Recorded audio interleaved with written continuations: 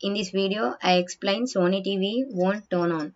Today, we are going to show you how to fix your Sony TV if it's not turning on.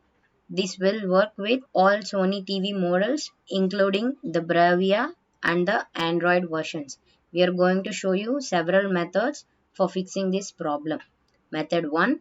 The first thing to try here is really the simplest.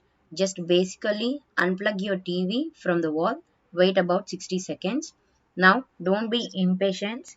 Here wait for 60 seconds, then plug it back in. This will reset your TV.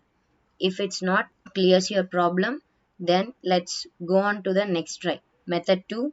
Remove both batteries from the remote control. Press and hold the power button on the remote for 50 seconds.